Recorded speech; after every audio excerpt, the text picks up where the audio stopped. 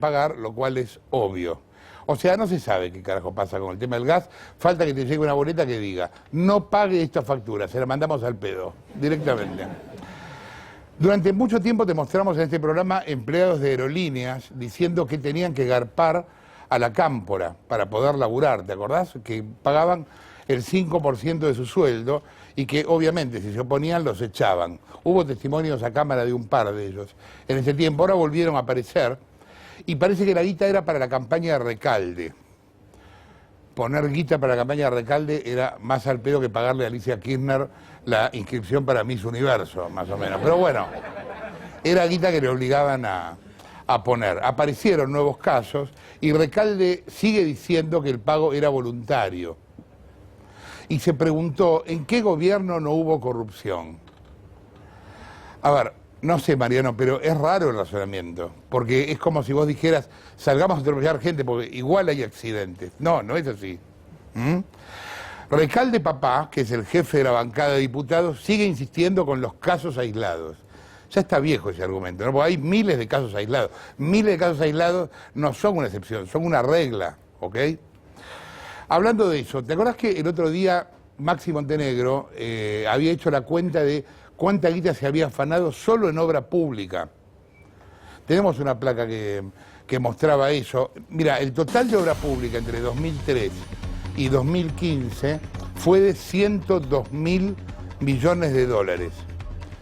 Vos ponele que haces un promedio de los sobreprecios de 15%. Digo promedio porque Lázaro se afanaba el 50% de sobreprecio, pero no eran todas para Lázaro. Hagamos un promedio del 15%, que es un promedio bajo. Eso equivale a un afano de 15.300 millones de dólares. Es una cantidad de plata increíble, infernal. Y en la semana Diego Leuco me pasó un estudio de Transparency International, que es, bueno, una ONG que se dedica en el mundo a investigar eso, ¿no? Los casos de corrupción. Y mirá lo que me entero. El mayor chorro del planeta es un señor que se llamaba Mohamed Suharto, que fue presidente de Indonesia. Suharto se afanó 35.000 millones de dólares. Y después vendríamos nosotros. Es increíble. Ponele solo con obra pública, 15.300. Yo creo que si sumamos otras cosas le damos la pelea a Suharto. En la lista de Transparency el segundo es Ferdinand Marcos, el dictador de Filipinas que se afanó 10.000 millones de dólares. Después Mobutu Sese Seko, de Zaire, 5.000 millones. Mirá los países con los que estamos, ¿no? Sani Abacha, de Nigeria, se afanó 2.000 millones. Milosevic, de Yugoslavia, 1.000. Jean-Claude Duvalier, de Haití, 800 millones. Fujimori, a ese sí les debe sonar a todos, de Perú, está en el puesto 7. Un prudente Fujimori. 600 millones. Si vos a esa altura de la tabla volvés a comparar con Argentina, acá, al lado de Fujimori, estaría Cristóbal. Considerando que evadió 8.000 millones de pesos de la FIP. Ahí Cristóbal le da el empate. Pero no Cristina, que estamos hablando de 15.000 y pico, estaría en segunda. Pablo Lazarenko, de Ucrania, 200. Arnoldo Alemán, de Nicaragua, 100. Ahí entra y le gana Lázaro, al de Nicaragua. Porque Lázaro tiene, solo en propiedades, 140 millones. O sea que yo creo que si hacemos un poco más de fuerza, llegamos al primer puesto. Y es increíble los países con los que estamos, porque de todos los que yo leí, gran parte eran dictaduras, no eran gobiernos democráticos tampoco. O eran gobiernos formalmente democráticos que hacía 40 años que estaban ahí. Bueno, cambio total de tema. Vuelven los envíos puerta a puerta. Se enteraron esta semana. Al final López era un adelantado, porque él lo de él era portón a portón. Pero digamos, el tipo se ve que lo vio venir. Igual vuelven con muchas limitaciones, ¿no? O sea, son hasta $1.000, 5 compras por año y 50 kilos. O sea, te podés comprar un pantalón por lo que acá pagás el papel para envolverlo. ¿Por qué tantas limitaciones? Porque se supone que esto podría afectar a la industria nacional. Y los textiles salieron a hacer una cuenta que es un delirio. Ellos dicen así, mira, 1.000 por persona, 4 personas por familia, 5 veces por año, son $20.000 por familia. Es un delirio hacerlo tan lineal porque primero, los nenes no tienen quit, o sea que si son 4 en una familia, hay 2 que no compran. Ya ahí lo bajás a la mitad. Y aparte no todo el mundo va a comprar en internet, no todo el mundo tiene esa guita, etcétera. El otro día, en el programa La Quinta Pata de Canal 7, pasaron una tabla de composición y comparación de precios de la Fundación Proteger. Y es interesante ver esto para discutir, en el fondo, qué empresas habría que proteger o qué ramos habría que proteger y cuáles a lo mejor nunca en la puta vida van a llegar a ser competitivos y convendría poder comprar afuera. Es complicado el tema, porque por un lado vos, es cierto, defendés a un montón de obreros que están laburando en eso y por otro lado perjudicás a millones de personas que comprarían los productos a la tercera parte. Es difícil, entonces me parece que estaría bueno discutir qué se va a proteger y para qué. Qué es estratégico para proteger, por ejemplo, el petróleo, o qué otras cosas, por más que las protejamos, nunca se van a hacer acá a un precio similar. Mirá primero cómo se componen acá los precios. Ahí tenemos un dibujito con eso. En los productos argentinos el costo es el 20%. A los tipos, fabricarlo les cuesta el 20% de lo que lo cobran. Impuestos es el 25%. Hay muchísimos impuestos. Y los bancos se llevan el 15%, más con la inflación. Cuanto mayor es la inflación, más se van a llevar los bancos. Ahora vos mirá la diferencia de precios con afuera. Vestidos, por ejemplo, un vestido casual, un vestido cualquiera. En China sale en pesos, 229. En Argentina, 700. Un cardigan en China sale 458. En Argentina, 1.200. Un juego de cocina en China sale 687, en Argentina 1.800. Una cartera de mujer en China sale 1.114, en Argentina 2.500. La diferencia es atroz. Ahora, ponerle no competir con China. Estados Unidos es mucho más barato. España es más barato. Brasil es más barato, Chile es más barato y Paraguay es más barato. Entonces, capaz esto es interesante para discutir dónde está el costo argentino. Porque es típico de los empresarios que se quejan de los obreros y dicen que está en los obreros. Yo creo que está en los márgenes de los empresarios, no en los obreros. Acá lo que se gana por producto es muchísimo, mucho más de lo que los tipos que ganan por año en otro lugar del mundo. Pero bueno, nada, lo digo para plantear la discusión. Ahora, veamos también la parte positiva. Mira, ahora con esto nuevo, por $1.000, te podés tener un esclavo que pese menos de 50 kilos, lo pones a laburar en un taller clandestino y después vende ropa 10 veces más cara. Y ahí termina todo el circuito. Bueno, esta noche se terminó la dinastía Meissner-Aníbal Fernández en el Club Quilmes, hubo elecciones y los socios eligieron a Marcelo Calelo, que es nuevo vicepresidente del club. Ganó 80-20 la elección, o sea, se lo querían sacar de encima a Aníbal sin duda. El eterno tema de las monjas, declaró la hermana Inés.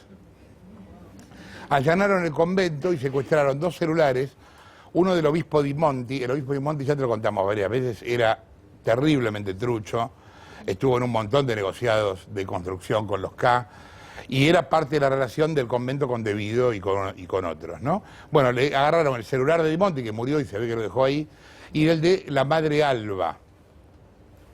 Parece que en el de la Madre Alba encontraron llamados sorprendentes, no solo con la mujer de López, había muchos llamados entre la monja y la mujer de López, pero parece que también la Madre Alba se había bajado Tinder para buscar chongos en General Rodríguez.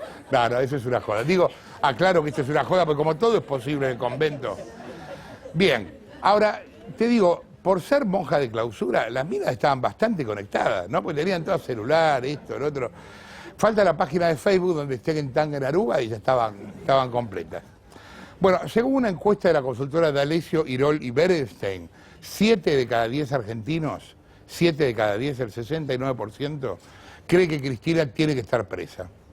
Lo interesante de esto es que hace un mes solo el 27% creía que Cristina iba a ir presa. Y en julio el número creció a 46%. O sea que se ve que está tomando mucha gente conciencia Yo personalmente creo que sería un punto de inflexión en la historia argentina, que sería importante más que nada por eso, más que por Cristina en sí.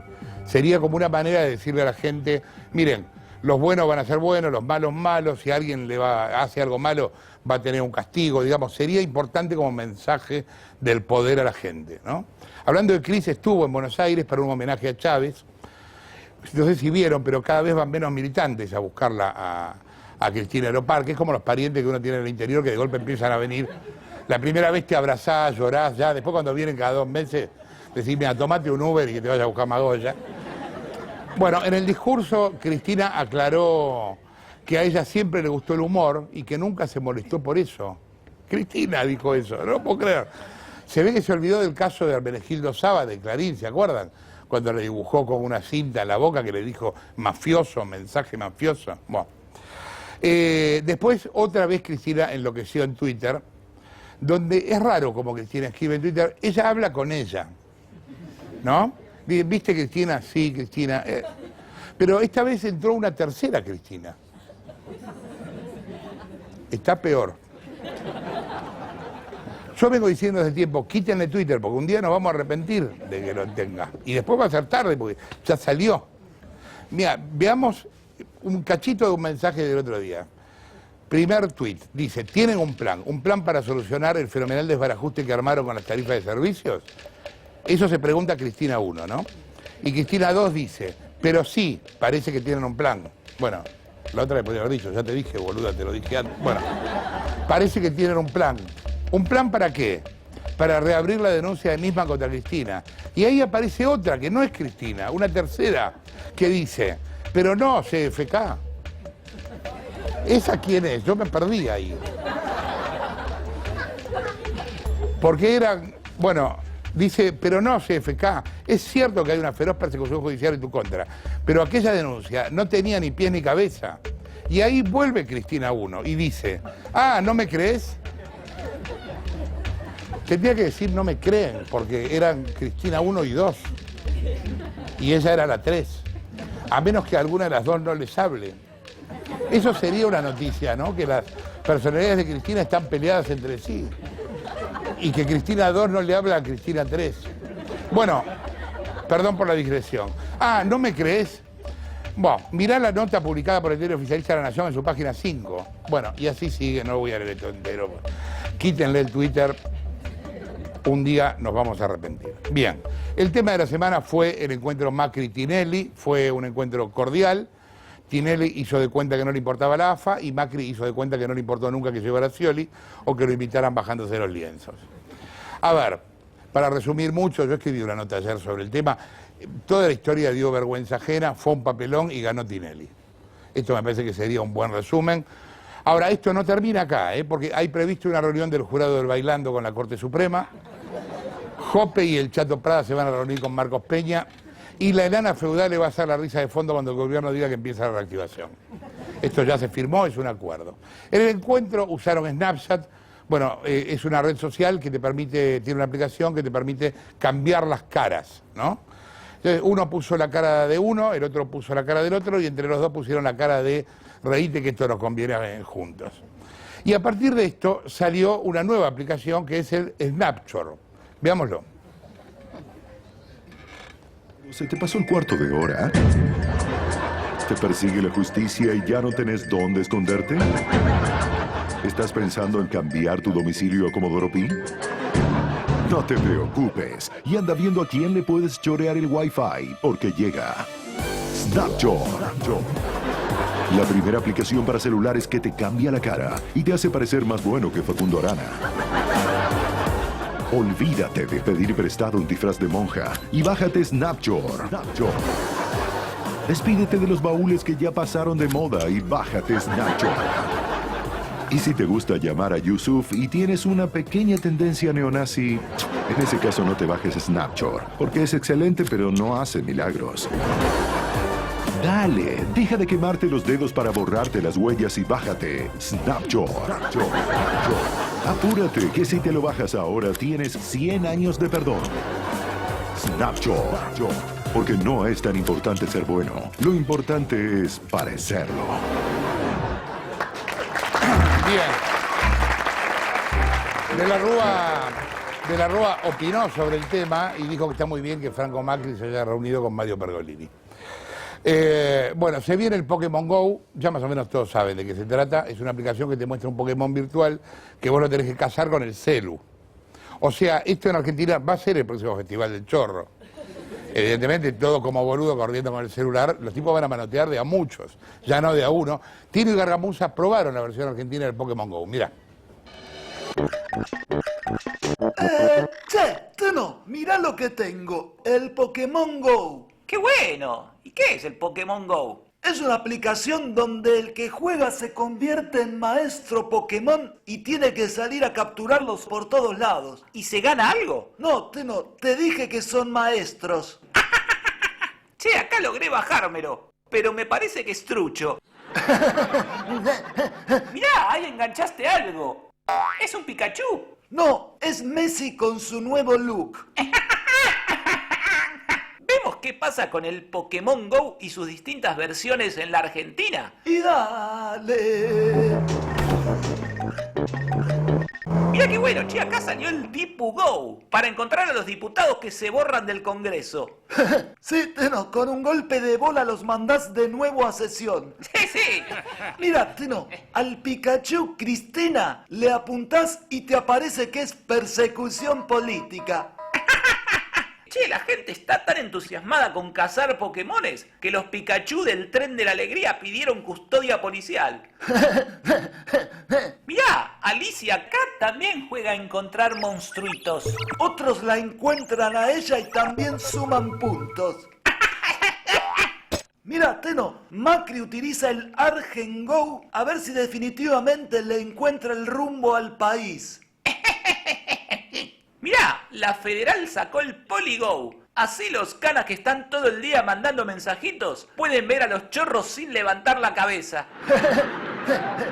Teno, de la Rúa también quiso jugar, pero se le murió el Tamagotchi. Che, ¿por qué Pepe Mujica está tan enojado con el Pokémon GO? Porque quiere jugarlo, pero no hay ninguna versión para el teléfono a disco. ¿Volvemos al programa? Y dale. Bueno, esta semana se conocieron detalles de algo que se llamaba Programa 59, que fue, pero lejos, el más impresionante sistema de financiamiento de películas del kirchnerismo. Ustedes saben que las películas las financiaba debido, o sea, el Ministerio de Planificación. Ya eso era raro. Y aparte no lo hacía de su propio presupuesto, lo hacía con universidades. ¿Por qué lo hacía con universidades? Porque ahí no hay control de presupuesto. Entonces mandaban la cifra que querían y nadie podía cuestionarles nada. Estos fueron 5.000 millones de pesos entre 2012 y 2015 y hicieron unos 300 programas de televisión. Las producciones que más recibieron fueron Mamá Corazón, de Andrea del Boca, recibió 27 millones y hay otros 9 millones que todavía le quedan por cobrar. Una miniserie de Alejandro Aguada, El Otro, recibió 13 millones. El Clan, de Sebastián Ortega, que emitió Telefe y TNT, fue garpado por el Estado, también. El Pacto, la versión televisiva del informe de Moreno sobre papel prensa, también fue pagado por el Estado. Fue producido por Tostaki. Tostaki era una productora de Alessandra Minichelli, la esposa de Bebido, y de Marta Cascales, la esposa de Moreno. Viajes de Samba, 4 millones y medio, no sé dónde habrá ido, Samba, realmente increíble. Bueno, una cantidad de guita que empieza a explicar el porqué de la adhesión de muchas productoras, de muchos actores, de muchos guionistas al modelo en su momento, ¿no? Y hablando de plata, esta noche hay historias muy fuertes para contarte. La primera es la historia de un empresario. Hay un tipo que recibió guita para hacer un gasoducto, ¿no? Le dieron el adelanto de la guita. Gasoducto que atendía a 3,5 millones de personas. ¿Qué hizo? Se lo gastó en un recital de Ricky Martin. Ahora te vamos a mostrar y a contar la historia del tipo. Y hay 3 millones de personas que están esperando el gas. Es el gasoducto del norte. Y después esto que tenemos acá, mira, a ver, ¿a quién se lo muestro? ¿A vos ahí? Esto es una carta de Cristina a Lázaro, dándole instrucciones para el juicio. Ayer Lázaro, es muy gracioso lo que pasó, porque están tan preocupados con que difundamos esto, que Lázaro ayer salió a desmentirlo cuando todavía no lo vio. Lázaro, es esto lo que desmintió usted ayer. Le digo para que nos pongamos de acuerdo. Ahora vamos a dar detalles de cómo lo mandaron, a quién se lo mandaron y qué dice. Y también te vamos a mostrar otra cosa, que es el increíble negocio que Dalbón, otro que está totalmente preocupado, el abogado de Once, el increíble negocio que Dalbón hizo con los familiares de Once. Cuánto cobró cada familiar, cuánto cobró Dalbón. Había una película con Darín, ¿te acordás, Carancho? Yo no sé por qué me acordaba de la película en ese momento. Bueno, Dalbón está desesperado con esto, no quiere que hablemos de él, no entiendo por qué, y tuitea más que Cristina, lo cual es decir muchísimo. Esta noche en PPT, el regreso, vení.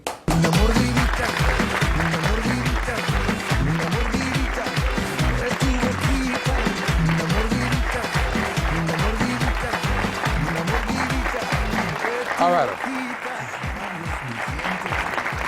la historia que vas a ver ahora y que titulábamos La Mordidita, porque hay un tema que se llama así de Ricky Martin y que cantó en este recital, es totalmente delirante. Te vamos a contar cómo un empresario, Raúl Bertúa, un empresario clave de la obra pública en Argentina, cobró más de 2.000 millones de pesos, 2.000 millones de pesos, por la obra, perdón, del gasoducto del noroeste y no hizo nada. En el gasoducto el gobierno lleva invertidos millones y millones y tendría que estar terminado a fin de año. Pero en los tramos que se le adjudicaron a Bertúa no están ni los caños puestos, ni siquiera están los caños enterrados. Lo increíble es que mientras el tipo paraba la obra en Salta, paraba literalmente la obra en Salta, en Pinamar, inauguraba un barrio privado con un show exclusivo de Ricky Martin. Todo al mismo tiempo. Míralo.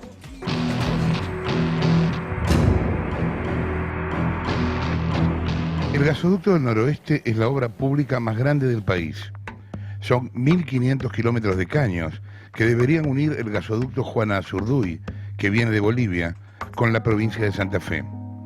De esa manera, se le proveería gas a más de 3,5 millones de argentinos del norte y del centro del país.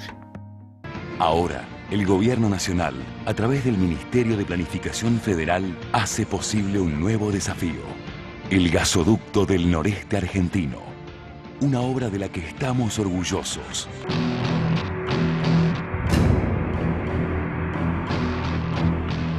La megaobra está dividida en 6 tramos. La empresa Servicios Bertúa ganó la licitación para desarrollar el primer tramo del gasoducto en la provincia de Salta. Son obras que hay que difundirlas y hoy se ven las primeras descargas de caño de los primeros tramos del gasoducto que arranca en Salta.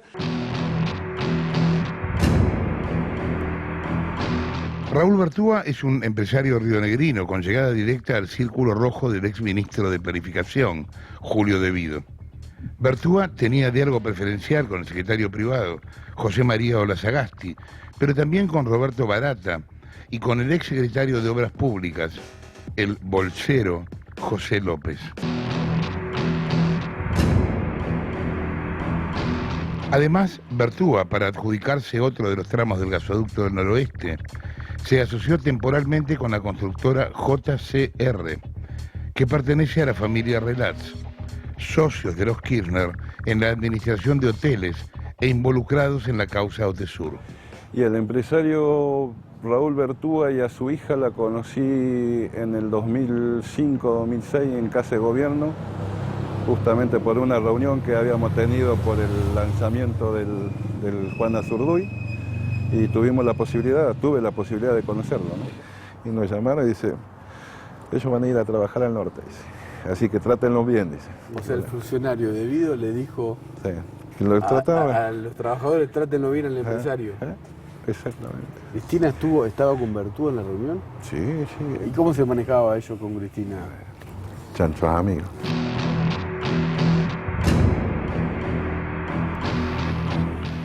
Servicios Vertúa licitó la construcción de ese primer tramo por 1.280 millones de pesos y hasta el momento cobró 733 millones. Pero en Salta la obra está abandonada.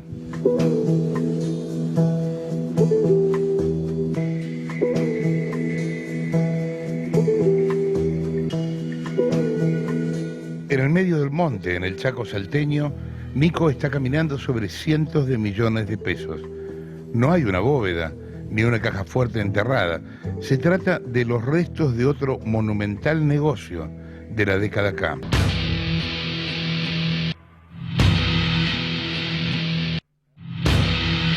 Este gasoducto del noreste es importante la inversión, son 28.500 millones de pesos porque incluye las redes a domicilio. Son miles de caños que hoy deberían estar colocados para proveerle gas a las provincias de Chaco, Formosa, Corrientes, Misiones y el norte de Santa Fe. Vamos ahora al obrador que Servicios Vertúa tiene en el paraje El Chirete, en pleno monte salteño.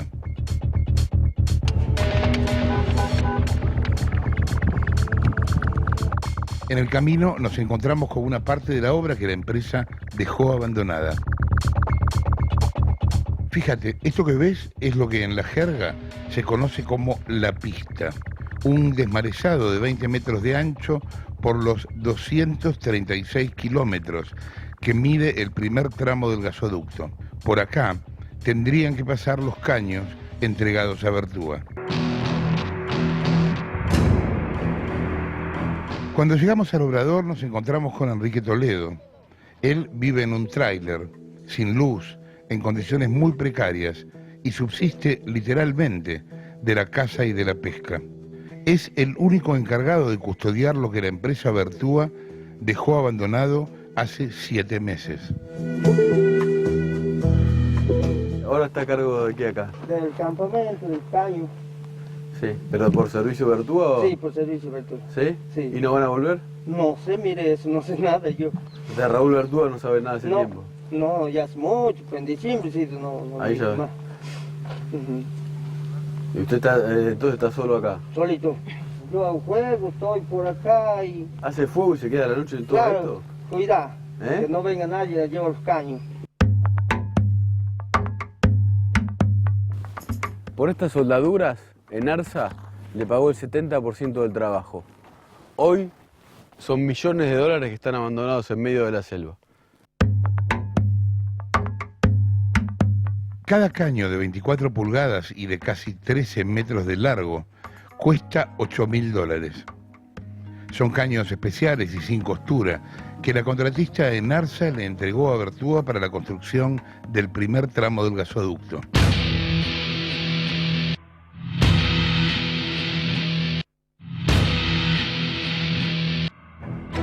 En el obrador también quedaron abandonados decenas de rollos de fibra óptica, tal cual se recibieron del fabricante. El cable se coloca junto a los caños para la detección de irregularidades a lo largo de todo el tendido. Es un material costoso. Cada rollo vale unos $5.000.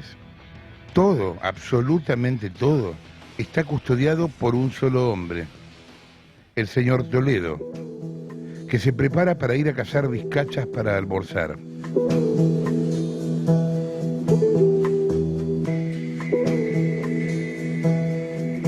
La retirada de Servicios Vertúa fue de la noche a la mañana y además de manera irresponsable. Fíjate, dejaron cientos y cientos de cajas de electrodos y manchas de aceite en la tierra que son altamente contaminantes. Las normas de NARSA dicen que daños ambientales como estos deberían castigarse con severas multas. Lo curioso es que Vertúa abandonó la obra en diciembre, aduciendo que no podía seguir por los constantes robos, supuestos sabotajes y los piquetes que los lugareños le hacían en la puerta del obrador en reclamo de fuentes de trabajo. Unos meses antes, las protestas en la puerta del obrador habían sido violentísimas y dejaron un manifestante muerto y un policía quemado.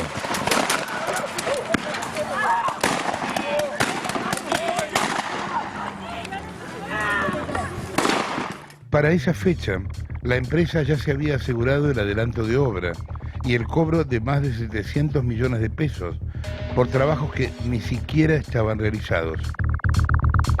Ya no era negocio estar ahí. Apenas empezó a trabajar, cobró eso. O sea, sin poner un trabajador en el... ni hacer una zanja para el caño. Eso como estaban hechos los contratos.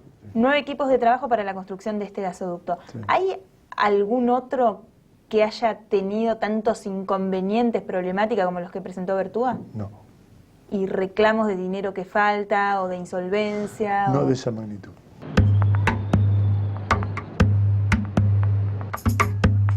Fuimos a buscar la versión de la empresa a las oficinas que Servicio Bertúa tiene en Puerto Madero.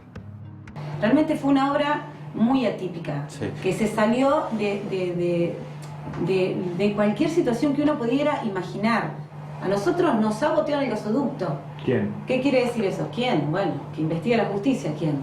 La especulación general era que Bertúa le habría pagado a algunos manifestantes para generar un clima de caos y así, escudándose en eso, parar la obra. Buscaron que los muchachos reaccionen de alguna manera. Esto era un movimiento que se evidencia desde donde empieza hasta donde termina y que inclusive surge de algunas declaraciones que hay en el expediente que estuvo organizado. Esto ¿Organizado por quién, Por doctora? Bertúa. ¿Esas personas tienen algún origen político, algún grupo en particular? Pertenecen al grupo Quebracho.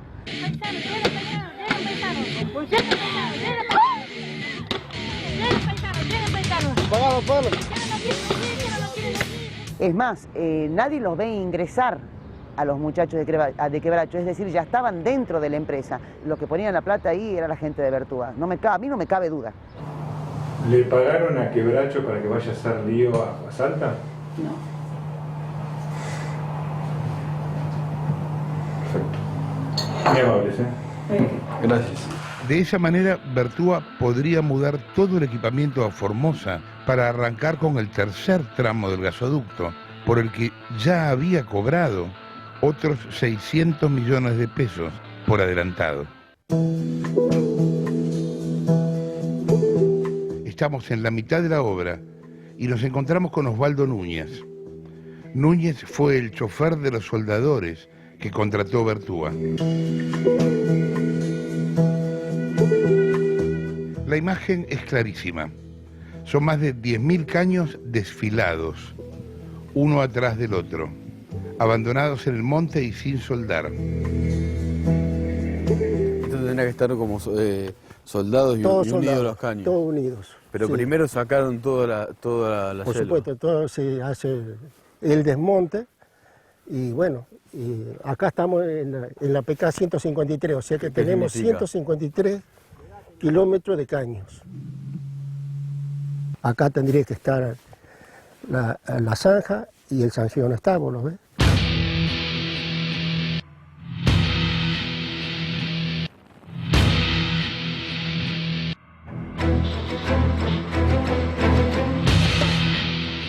Recién ahora, después de horas de viaje, empezamos a ver un pedazo solamente, no sé, menos de media cuadra de lo que empezaría a ser el gasoducto del noreste. Está la clara que no han puesto la tapa y eso produce un deterioro en todo, en todo el gasoducto. Entonces, aparte de eso, no tiene la profundidad que debería tener, que son 2 metros. Todo el trabajo que se hizo se está tirando por la borda, porque vos ves que hay arena y eso llevó agua, óxido. Lo que hizo Servicios Bertúa está mal hecho. Los caños no están revestidos y ya están tirados en la zanja.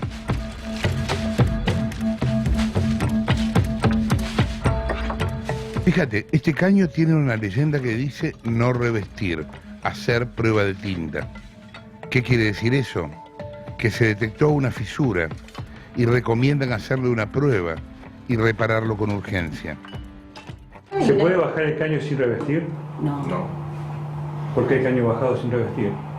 ¿Sin revestir? Sí.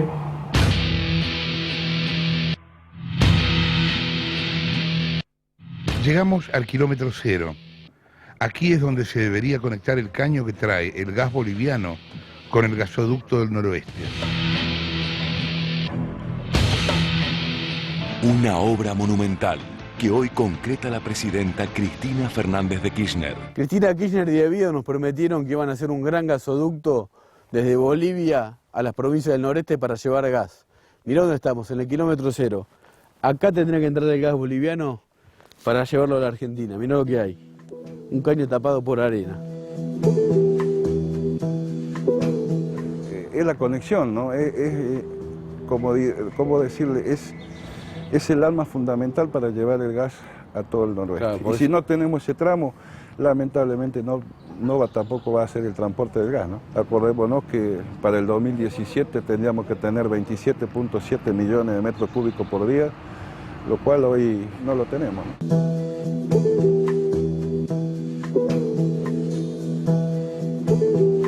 Cuando ve esto, ¿qué siente? Impotencia. Impotencia porque creo que no es así como aquí se deben hacer las cosas. Y además la gente que se quedó sin trabajo. Eso es lo más grave.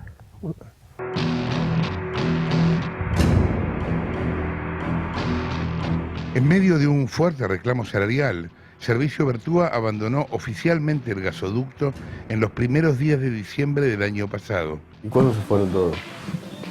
En diciembre se fueron todos. Se fueron todos.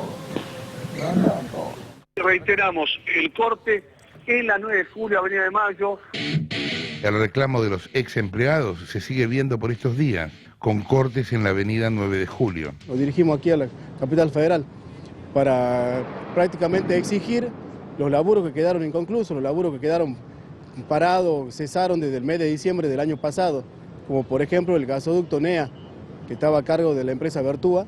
El tema es que nosotros necesitamos urgente este trabajo porque hay una necesidad muy grande, ¿no?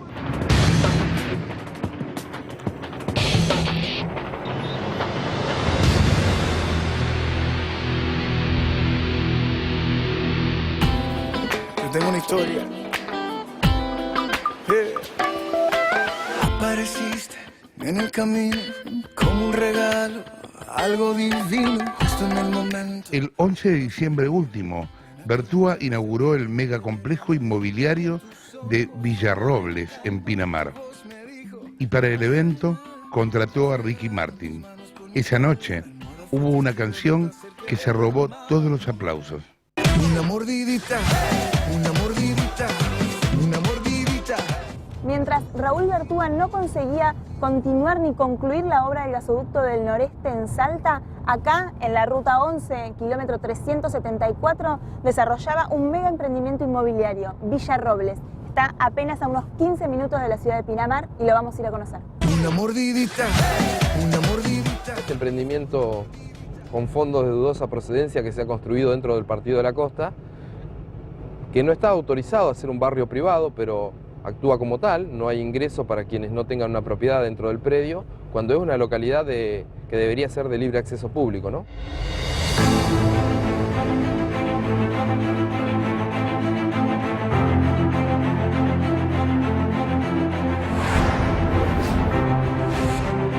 Sí, el Estado se ha encargado de llevarle los servicios que otros miles de habitantes de otras localidades del Partido de la Costa no tienen.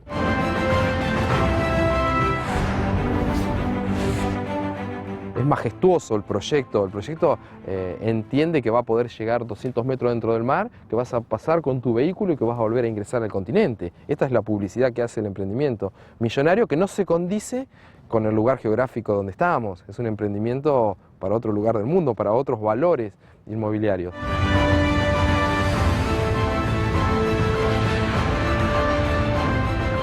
Este emprendimiento incluye además una pista de aterrizaje, una pista de avión, ¿no? Ya la tienen construida. ¿Está habilitado eso? Ya, no ¿Podés tiene tener una tipo, pista de avión en un lugar así? No, tiene una pista de avión sin ningún tipo de habilitación. Vos te tomás tu avioneta en Buenos Aires, llegás, bajás y venís a tu emprendimiento. Venimos a disfrutar, vamos todos a gozar, vamos todos a cantar. La vida, buena vida. Bueno, el hecho más significativo y donde es dudoso el origen de los fondos fue el recital de Ricky Martin, y lo excluyo a Ricky Martin porque es un artista, pero es un artista internacional que vino por 24 horas a la Argentina y en una fiesta privada, sin autorización, con selección de quiénes eran los invitados, hizo un mega show en diciembre del año pasado. Una mordidita, una mordidita, una mordidita de tu boquita. El mismo día que Ricky Martin cantó en la inauguración de Villarrobles, Raúl Bertúa le reclamaba a Enarsa 538 millones de pesos por actualización de costos y supuestos incumplimientos de la empresa estatal. ¿Qué es lo que les reclama? ¿Por qué les reclama ese montón? Porque reclama porque dice que muchas de esas demoras fueron producidas por Enarsa, por no entregar las cosas a tiempo, por una serie de datos que inculpan a Enarsa en el problema. Nosotros consideramos que no es así. Nosotros no llegamos con los números nuestros a una cifra de esa magnitud. Usted dice Por que está eso lo inflado. estamos discutiendo. Podría decirse así. Una mordidita, una mordidita, una mordidita. Este empresario vinculado a los negocios con el Estado, que está haciendo el gasoducto del Noroeste, que todavía no ha terminado, que nunca va a terminar, y que simultáneamente comenzó con este mega emprendimiento, nos lleva a la duda si ese dinero que tenía que ser para el gasoducto, hoy no está dentro de este fantástico predio. Si Dios puso la manzana fue para morder. Una mordidita. Si Dios puso la manzana fue para morder, canta Ricky. Y a Bertúa, parece, la canción se le pegó. De la orillita, que la marea está picadita, ita. Una mordidita, una mordidita, una A ver, mordidita. increíble la historia de Bertúa. ¿Tiene otras obras el hombre? Sí, tiene otras obras. Bueno, sigue el gasoducto, pero más adelante en Formosa. Por ahora en forma Habana, como todos los 1500 kilómetros que tiene que tener esta obra, porque el kilómetro cero, ahí vimos el primer caño que tiene que traer el gas de Bolivia, está tapado de arena, no sirve nada de lo que se haga para adelante. Además, tiene en Formosa Bertúa está asociado, ¿no?, con el socio de los Kirchner, la familia Relats, que le alquilan uno de los hoteles, y tiene también parado un gasoducto, el Cordillerano, una parte del gasoducto del Cordillerano cerca de Bariloche. Según el gobierno, el 9 de diciembre, ¿te suena del 2015?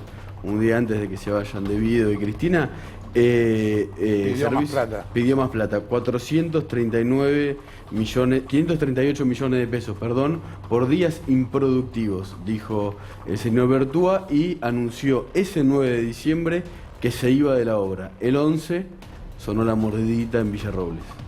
Bien. ¿Cómo es la historia con Ricky Martin? Bueno, la inauguración oficial de ese emprendimiento inmobiliario, que te digo que es una cosa espectacular, son 800 hectáreas de bosque, 300 metros de costa. La inauguración oficial fue el 11 de diciembre del año 2015, el día siguiente al que asumía Macri la presidencia. Le pagó $1 millón a Ricky Martin para que tocara ahí para una fiesta exclusiva para 3.000 personas. Inclusive le decían, bueno, le armamos un show en Buenos Aires o algo como para minorar costos. No, no, yo lo quiero exclusivo para mí acá en Villarrobles, para mis invitados. Tocó ahí solo llevar a Ricky, sin contar hospedaje, darle de Banda, comer. producción, todo. $1 millón para Ricky, $200.000 para la empresa que lo trajo a la Argentina. ¿Qué va a hacer Macri con esta historia? Bueno, nosotros ahí hablábamos con el titular de Narsa, con el ingeniero Balboa, y le preguntábamos justamente esto, o sea, ¿qué fue lo que ustedes encontraron cuando se hicieron cargo de la empresa? Ellos dijeron, identificamos distintas áreas con problemas dentro de Narsa. Enarsa maneja un presupuesto millonario, Jorge. Una de esas áreas problemáticas era el gasoducto del Noreste, entonces lo que dijeron es, lo vamos a auditar, lo vamos a poner bajo auditoría, la que lo va a auditar va a ser la CIGEN, esta auditoría va a tardar unos 4 meses y recién cuando esté terminada vamos a poder saber qué es exactamente lo que tenemos, el estado en el que está esta obra y si es necesario tal vez relicitar o si Bertúa efectivamente puede seguir continuando con el trabajo y terminar el tramo. Bien, veamos qué pasa también con Bertúa mismo si comprueban irregularidades, ¿no? Porque, digo... En principio está esta disputa por los más de 538 millones de pesos que Bertúa dice, ustedes me los deben bueno, porque eso yo... el tipo es un cara dura, pero digamos... Pero está litigando. Existe, claro, tal cual. Sí.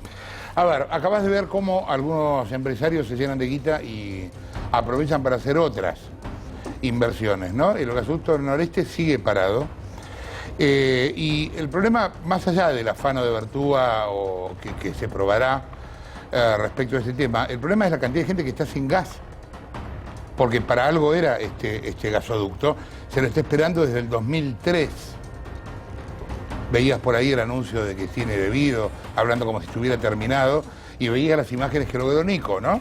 El primer caño tiene arena adentro, o sea que es bastante difícil hablar de que esto esté terminado. Gustavo Barco viajó al Chaco y habló con mujeres que le decían, por ejemplo, el gas del norte es pura promesa. Yo crecí con leña y ahora mis hijos también crecen con leña, mirá.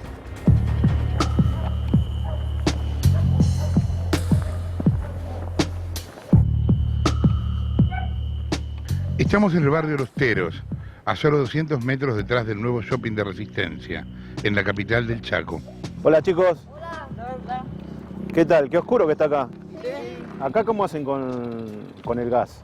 ¿Tienen gas ustedes? No arreglamos a leña nomás. A leña nomás. ¿Todos tienen leña? ¿Vos también tenés leña? Ah, no. No, tenemos que buscar mañana. ¿Fuego, pa? A fuego. Ahora nos quedamos sin leña porque... A la mañana temprana no buscar leña. ¿A qué hora van a buscar leña acá en este sector? 6 por ahí. ¿6 de la mañana? 6, 7, sí. Cuando canta el gallo, disparamos al monte. Pero digamos, cada uno corta para su casa, ¿no? ¿Cuánto cortás, digamos? Cortamos entre todos y juntamos y compartimos. Seguimos caminando por el barrio y nos encontramos con Rosa, que ya estaba preparando el fuego para calentar agua. Yo soy mamá de 12 hijos. ¿Esta es para bañarse? Este fuego es para calentar el agua para que ellos se bañen. Ya no ocupamos más la cocina, no ocupamos más el gas, porque está 140 pesos el gas. ¿La garrafa social, digamos, no...? No, la garrafa social hay, pero uno tiene que tener un móvil para ir a buscar y por ahí le ponen 1 hora, 2 horas y se va uno a buscar y ya no hay más gas con la garrafa. Pues dan uno por persona. Uno por persona, una vez al mes. ¿Hace mucho frío esta noche? Sí. Te la veo que está medio temblando. Sí, frío, Bastante. Y hay que pelear con lo que hay nomás, ¿qué le va a hacer? Acá vamos con tu bañera, vení. El agua estaba lista. Dentro de la casa, al bebé lo esperaba tal vez un baño tibio. Hola, buenas noches. Gladys, ¿cómo te va? ¿Cómo le va? ¿Con el frío cómo haces con los chicos? ¿Cuántos chicos tenés? Tengo 7 hijos. ¿Y vos tenés una garrafa, veo ahí? Sí, esa es la única garrafita que tengo para la comida del día a día, digamos, acá. ¿Cuánto tirás con eso? 15 días. ¿Y usándola una vez nada más? Y usándole una vez al día, o sea, se ocupa 4 veces al día. Pongámosle la mañana el cocido, el almuerzo, la merienda, y si hay para cenarse, ceno, si no, el agua caliente de vez en cuando, porque si el tiempo está lindo, nos conviene hacer fuego, porque no nos aguanta la garrafa. ¿Y ahora qué están haciendo? Estamos haciendo una sopita para calmar un poco el frío. Hablando acá con la gente, al menos en el barrio, hay mucha gente que a la noche no cena, digamos. Sí. ¿Por qué? Y porque no alcanzan. Acá hay un comedor que da al mediodía nomás de comer y a la noche el que tiene cocina, el que no.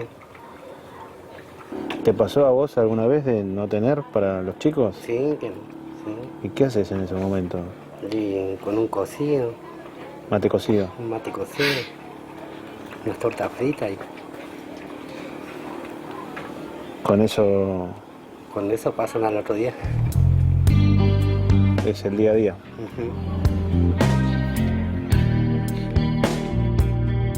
O sea, de parte del gobierno prometieron el gasoducto que nunca llegó. Es una realidad, ¿no es cierto? Y seguimos en la espera.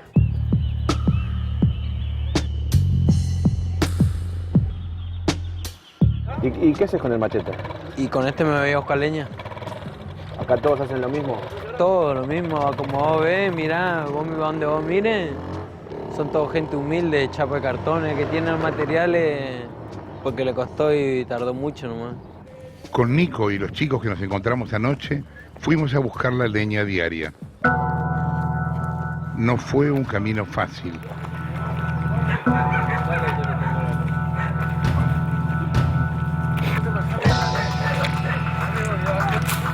Para meterse en el monte, hubo que abrirse camino a machetazos.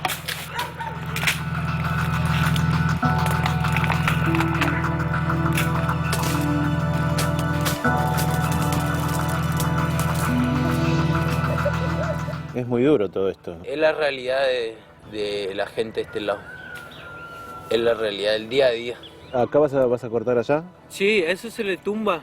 Vos lo cortás y lo tenés que dejar una semana. En una semana se seca recién, puede hacer fuego. Porque Claro. ahora yo lo corte, me voy a querer hacer fuego, no prende.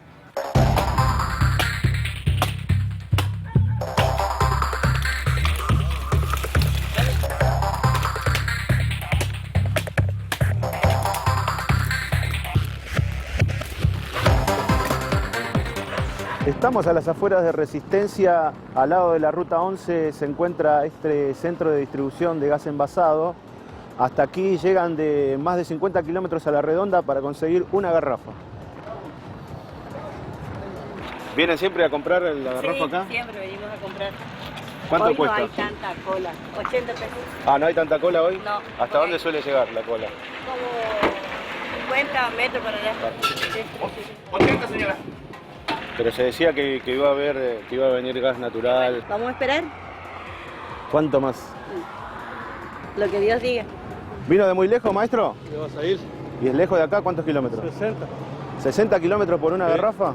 ¿Cuánto está por su casa la garrafa? 120, 130. Ah, está bastante más cara. Sí. Depende de la cara del cliente, ¿no? Por ahí te venden 110, 120, 130. De gracias al presidente. ¿Mucho trabajo hoy? Todos los días. ¿Todos los días? Todos los días. ¿Cuántas personas atendés por día? 400, 350, desde 350 para arriba. ¿Y allá por tu casa cuánto lo compras? No sé, ni compro yo por allá. Ah, ¿siempre venís acá? Sí. ¿Y acá vienen de todas las clases sociales, de todos los lugares para acá? Si Todos- vas a ver las clases auto que vinieron toda la mañana, ¿no? Sí, Así 4x4, ¿Te das cuenta? todos necesitan el gas. Exactamente. Cuidado en la ruta.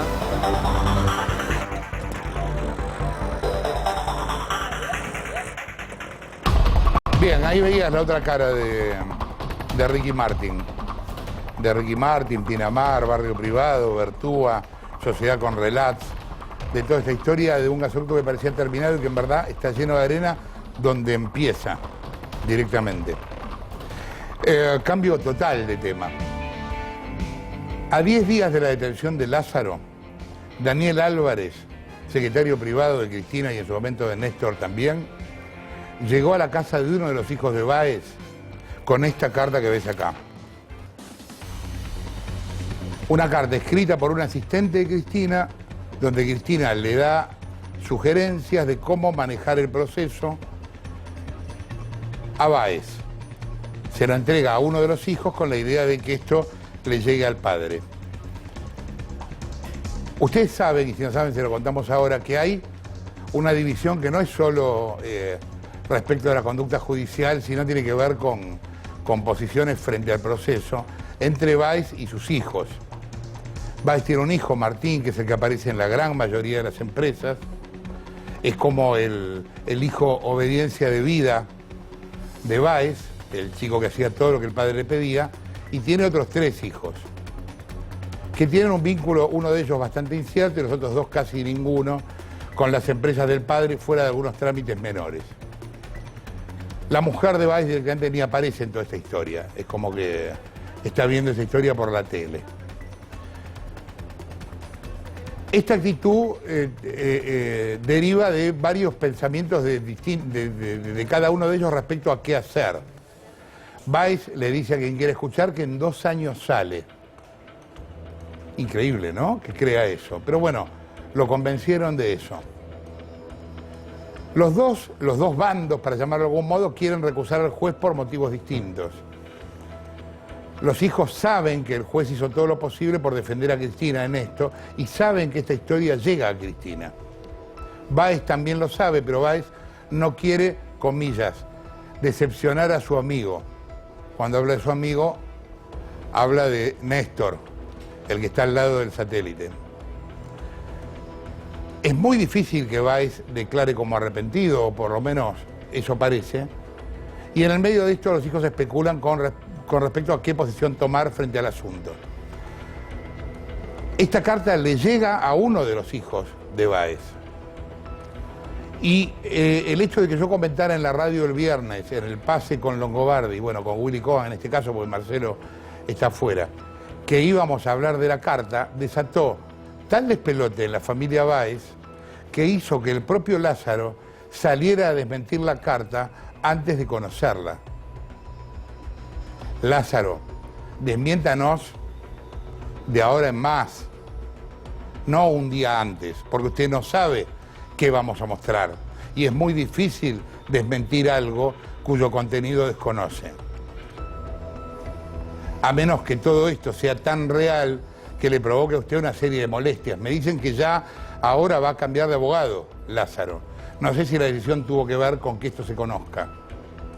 Pero en cualquier caso no es muy serio desmentirlo antes de que esto se dé al aire. Ya nos pasó una vez esto con los kirchneristas. En su momento cuando hablamos de la ruta del dinero. Fue el primer comunicado de presidencia que se dio en vivo durante un programa antes de que saliera el material. Las desmentidas son post. Tampoco sirven para nada, pero son post. Yo no espero que Lázaro confiese entre lágrimas, esta fue la carta, pero que tampoco nos tome por boludos desmintiéndola un día antes. ¿Qué dice esta carta, Romina? Bueno, la carta, como vos contás, efectivamente, a las 7 de la tarde, 10 días después de que Lázaro fue detenido, tocaron la puerta así, en la calle Villariño y Pasaje Tehuelche, en el sur, en Río Gallegos, donde vive Leandro Báez, y del otro lado estaba Daniel Álvarez, secretario de Cristina Kirchner desde el año 2003, con una relación bastante cercana a Lázaro Báez. De hecho, alquila, en la casa en la cual él vive es de Lázaro Báez y él se la alquila. No fue muy sofisticado, digo, no es que pusieron mucha gente en el medio. El secretario de Cristina Kirchner toca la puerta a 7 de la tarde, abre Leandro Báez, lo hace pasar, pasa 5 minutos y le da un sobre papel madera con esta carta manuscrita, que dice, entre otras cosas, lo siguiente. Discúlpame, una cosa. Sí. La sensación que da viendo la carta es que está escrito por una persona joven, no por una persona mayor como Cristina. El tipo de letra, la claridad, etcétera, da esa impresión. Es súper verosímil que Cristina le haya dicho a su asistente, sea quien fuera, anote. ¿Anote qué? Sí, Cristina en ningún momento dijo esta carta es de mi puño y letra. Esto es lo que quiero que le des a Leandro para que se lo dé a su papá.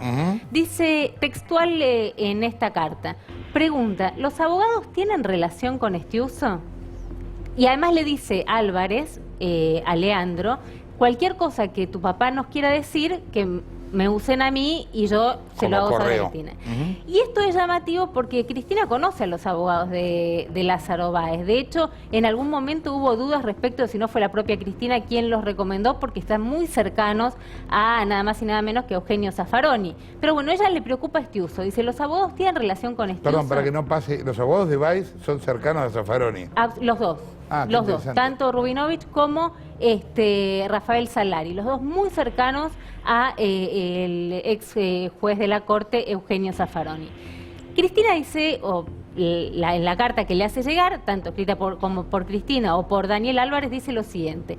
Dice, la Cámara Federal, de la actividad comercial de Lázaro, por lo cual sugiero hacer un informe sobre su alejamiento desde la actividad bancaria. ¿Qué hizo? ¿Qué obras realizó? Tanto en papel como en imágenes. Le sugiere mostrar las obras realizadas por Austral Construcciones. Dice en el mismo informe agregar licitaciones, ganancias, pérdidas, nombrar empresarios como Calcaterra, que se encuentra depresivo y con intenciones de vender la empresa. Este rumor que daba vuelta diciendo que Cristina sugería apuntar hacia alguien cercano al actual presidente Mauricio Macri, bueno, efectivamente estaba en esta misiva que le hace llegar a través de Daniel Álvarez. Pide que tenga mucho cuidado respecto... Perdón, para que quede claro, Sí. la inclusión de Calcaterra en la declaración de Báez frente a la Cámara es sugerencia del presidente, según esta carta. En principio, según esta carta, sí, directamente. Se apunten a él, y de hecho, bueno, contábamos el otro día, ¿no?, que efectivamente la empresa la va a vender y agrega el dato de que estaría deprimido, pero ella sugiere ir ahí. Dice, la Cámara tiene información de que en el sur hay 51 millones de pesos líquidos, digamos, y que están en algún lado, y esta información la dio Estiuso cuando volvió, porque está buscando que lo alejen del caso Nisman. Muy preocupada Cristina por Estiuso y por el rol que podría tener Estiuso ayudando de alguna manera, digamos, o colaborando en la investigación. Pide tener cuidado porque dice, atención con los abogados que se les acerquen, no sabemos de dónde pueden venir. Tengan mucho cuidado, lo pone en esos términos. Y después vuelve a decir, tengan cuidado con Estiuso y con lo que hablan con el fiscal, porque el fiscal y Estiuso tienen amigos en común. Pregunta si la familia tiene alguna estrategia y quién los está asesorando en Río Gallegos. Pero acá no termina la historia. Sí termina esta carta que vos mostraste, es una carta de 2 carillas, manuscrita, que la lleva el secretario de Cristina al hijo, a uno de los hijos de Lázaro Báez. Pero la historia no termina acá. Un tiempo después se pelean, realmente hay una ruptura muy grande entre Lázaro Báez y los hijos, como vos lo contabas, pero después hay gente que aparece queriendo recuperar la carta. ¿Quiénes? Allegados a Zanini y a Alicia Kirchner. Hubo una reunión en Belgrano R, en un restaurante, de gente que no vamos a nombrar, pero tenemos los nombres, fueron 3 personas, una directamente enviada por Zanini, pidiendo por favor que le devolviesen esa carta, y los chicos, en este caso, los 3 hijos de Lázaro Báez, que no son Martín, que estamos hablando de Leandro, Luciana y Melina, dicen de ninguna manera, la carta la tenemos nosotros, no te la vamos a entregar. Había mucho interés y mucha preocupación por recuperarla. Interés que se reactivó a partir del viernes, que vos comentaste que esta carta iba a darse a conocer. Durante todo el fin de semana hubo pedidos directos de Daniel Álvarez, del secretario de Cristina Kirchner, a los hijos de Lázaro Báez para que, bueno, te volviesen a pedir la carta que te habían dado, que te había llegado, y que vos no la pudieses mostrar en el día de hoy. Evidentemente alguna cosa debe haber en la carta que a ellos les preocupa. Mucho. Es difícil ponerse en la cabeza de ellos y averiguar qué. Una cosa respecto de esto, obviamente Romina viene elaborando este tema hace tiempo. Yo tuve un encuentro con las fuentes de esto el viernes en mi casa, y Lázaro Báez ya sabía el viernes que esta gente se había reunido conmigo. Lázaro, si me están mirando, pasen a tomar un café. Yo no tengo problema, ¿eh? Yo me encuentro con la gente en mi casa justamente como muestra de que no tengo nada que ocultar. Ustedes se encuentran en hoteles, abajo de un sucucho, en un subsuelo. Yo me veo en mi casa con todo el mundo. O sea que no es una novedad que yo me haya encontrado con esta fuente o con cualquier otra. Pero les digo, para que no pasen frío, son gente del sur, estarán acostumbrados, pero para que no pasen frío, entren, ¿eh? Sí. Bueno, digo, el interés estaba en recuperar esta carta, y me parece que de alguna manera también es la ruptura el hecho que se dé a conocer entre Lázaro Báez y el resto de la familia, ¿no? Digamos, de los hijos. ¿Qué quieren? A ver, ¿qué es lo que se está discutiendo acá? Y lo contamos en su momento.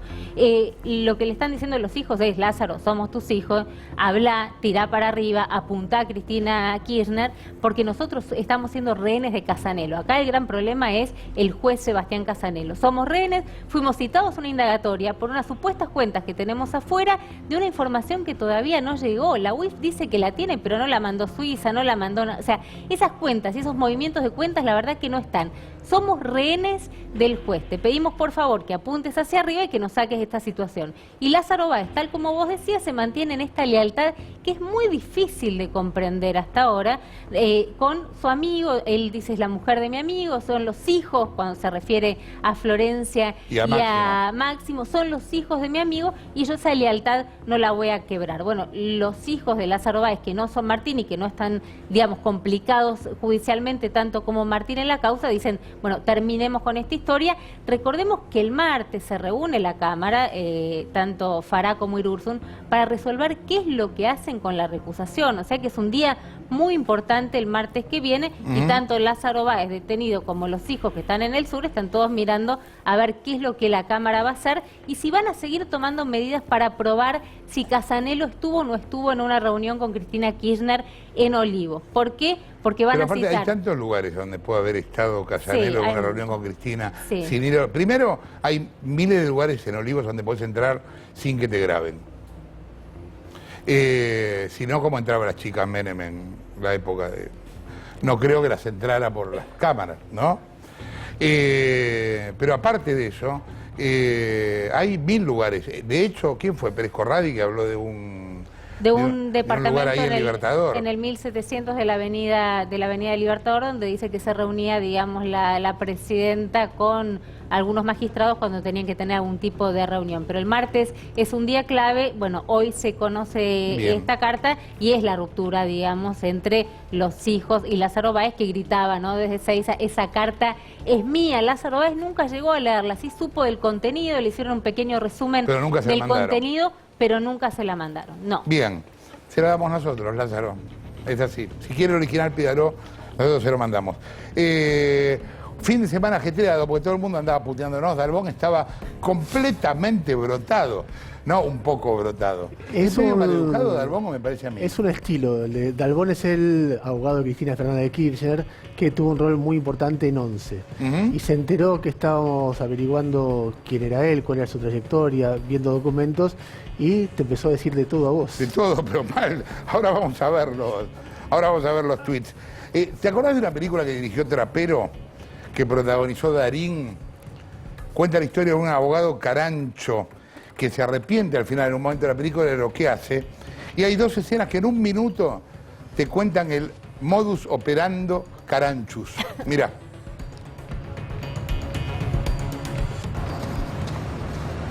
¿Todo bien? Todo bien, sí, gracias. ¿Algún problema? No, todo bien. Gracias por ayudarme, en serio. De nada. ¿Me decís tu nombre? Olivera. ¿Y tu nombre? Luján. Luján Olivera, sí. ¿Necesitas matrícula? No, así está bien. Toma, por si necesitas algo. Bueno. Tenela, nunca se sabe. Hasta luego. Gracias, Sosa. En serio. Chao. Che, ¿hace mucho que lo conoces a Sosa vos? Bastante. ¿Cuánto es bastante? Y bastante es como 8 o 10 años. ¿Siempre carancheando?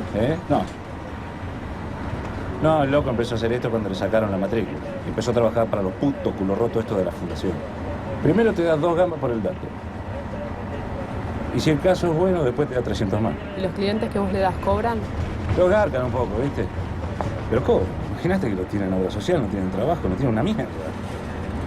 La fundación para esta gente termina siendo como un trabajo social. ¿Un trabajo social?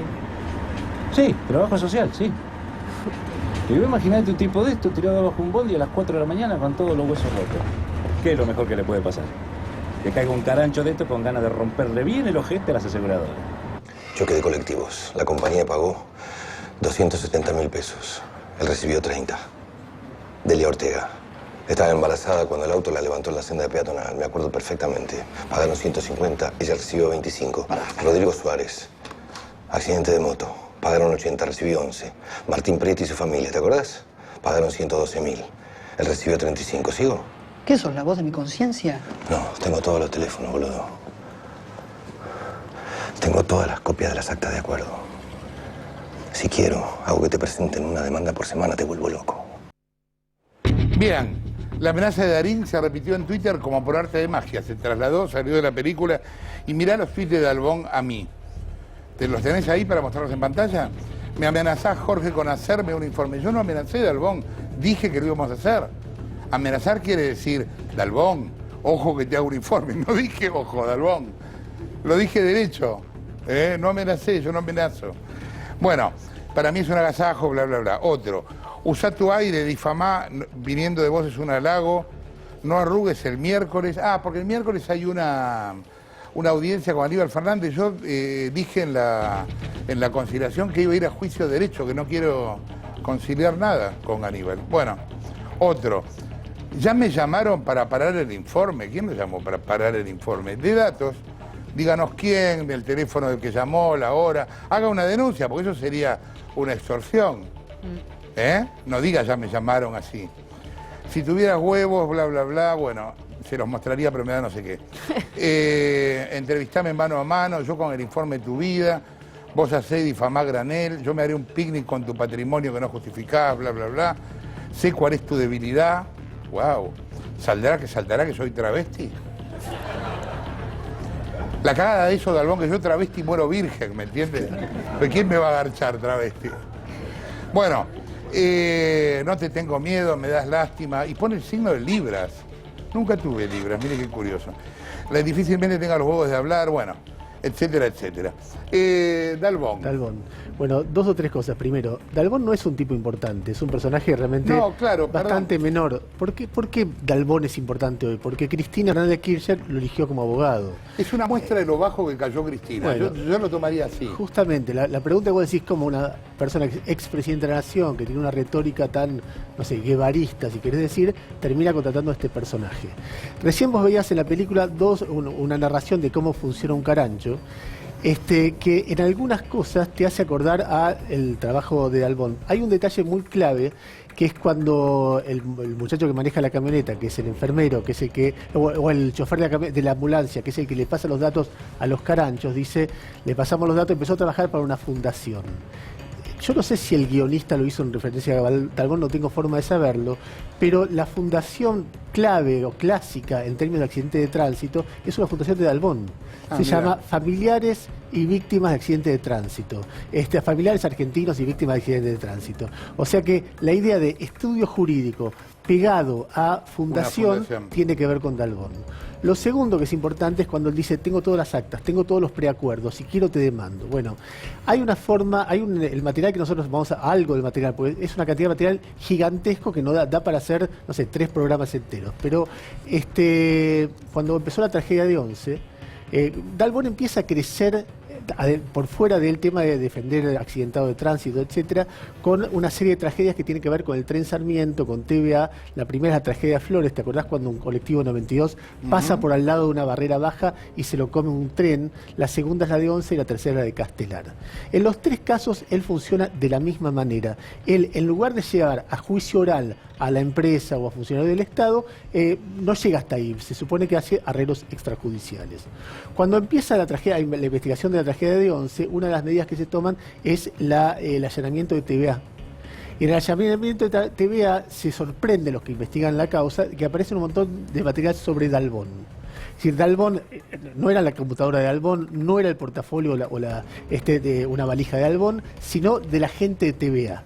Y en ese allanamiento aparecen preacuerdos. ¿Sí? Los preacuerdos donde seguramente se firmaron después, por ahí palabras más, palabras menos, pero era lo que estaba especificado en las computadoras de la gente de TVA sobre cuánto iba a cobrar Dalbón y cómo se iba a repartir esa guita. ¿Y cómo son los nombres? Mira, primero simplemente un detallecito, un mail que intercambia la socia de Dalbón, Virginia Cazzola. Ahí está, Sergio Tempone es un condenado, es un abogado de TVA que es un condenado por la tragedia de Once. Sergio le dice a la secretaria, te llamó Virginia Cazzola del estudio de Dalbón, Daniela. Esto 3 meses después de la tragedia de Once, es decir, ya había conexión. Luego están los documentos sobre el preacuerdo hecho sobre cómo iba a funcionar. El preacuerdo lo que establecía, ahí está en la carta de intención, el preacuerdo, dice Estudio de Dalbón, Cazzola y Asociados y Trenes de Buenos Aires, TVA, manifiestan su firme intención de arribar a un acuerdo. Y ahí, negro sobre blanco, detalla que es por la tragedia de Flores y por la tragedia de Once.